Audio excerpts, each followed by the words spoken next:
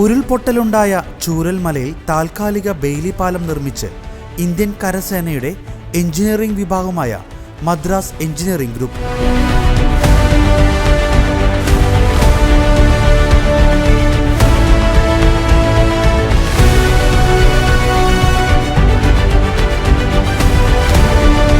ദുരന്ത സാഹചര്യങ്ങളിൽ സൈന്യത്തിനും രക്ഷാപ്രവർത്തകർക്കും ദുരന്തബാധിത സ്ഥലത്തേക്ക് എത്തുന്നതിനു വേണ്ടി നിർമ്മിക്കുന്നതാണ് ബെയിലി പാലം. ബെയിലി പാലത്തിന്റെ ഇരുമ്പുകൊണ്ട് മുൻകൂട്ടി നിർമ്മിച്ച ഭാഗങ്ങൾ ഒരു സ്ഥലത്തു നിന്ന് മറ്റൊരു സ്ഥലത്തേക്ക് കൊണ്ടുപോകാവുന്നതാണ്. ഒരു വശത്തു നിന്ന് പാലത്തിന്റെ ഭാഗങ്ങൾ കൂട്ടിയോജിപ്പിച്ച ശേഷം തള്ളി നീക്കി എതിർവശത്തെ അടിത്തറയ്ക്ക് മുകളിൽ എത്തിച്ചാണ് പാലം ഉറപ്പിക്കുന്നത്. തുടർന്ന് നെട്ടുബോട്ടുകൾ ഉപയോഗിച്ച് സ്പാനുകൾ ബലപ്പെടുത്തും. ശേഷം സ്പാനിന് മുകളിൽ ഇരുമ്പ് പാളികൾ ഉറപ്പിക്കുന്നതോടെ ബെയിലി പാലം സഞ്ചാരയോഗ്യമാകും.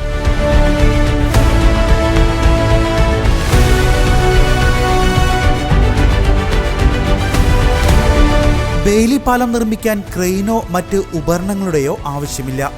രക്ഷാപ്രവർത്തനം വേഗത്തിലാക്കാൻ സാധിക്കാത്തതിനെ തുടർന്നാണ് 85 അടി നീളമുള്ള ബെയിലി പാലം നിർമ്മിക്കാൻ സൈന്യം തീരുമാനിച്ചത്.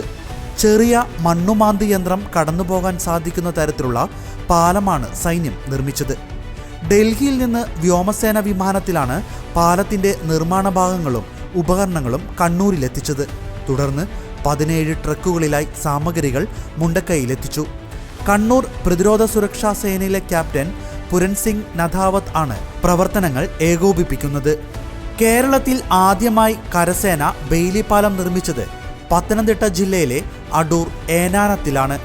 2017 കല്ലടയാറിന് കുറുകെയുള്ള MC റോഡിൽ പത്തനംതിട്ട കൊല്ലം ജില്ലകളെ ബന്ധിപ്പിക്കുന്ന ഏനാത്ത് പാലം തകർന്നതിനെ തുടർന്നുണ്ടായ യാത്രാക്ലേശം പരിഹരിക്കുന്നതിനാണ് താൽക്കാലിക പാലം സൈന്യം നിർമ്മിച്ചത്.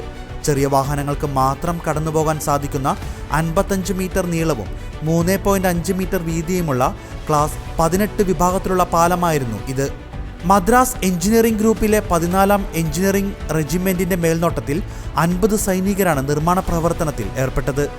From the morning at around 4:30, the Indian Army has been requisitioned by the state government. So we were here in force from Kozhikode and Kannur, and we immediately went into rescue and retrieval mode of the individuals who were stuck by this landslide. Thereafter, we now have moved into constructing a bridge so that the communication to the affected area can be restored, for which a team of engineers from Bangalore are moving in. They will be here by today afternoon. The setting out team is already working at the site. You would have seen the work going on at the site. By tomorrow evening, we hope to have a Class 24 Bailey Bridge functional. The challenges of making this bridge is, of course, you have seen the road is very narrow. We have to get all the stuff from there to here. We have to dump the stores here, and then we have to work day and night. There is no electricity, so we have to put in lights and all. So we will be focusing on that. Our focus for the next 24 hours is firstly rescue and retrieval of persons who are stuck, and secondly is ensuring communication, that is the bridge is made. This is our focus area for the next.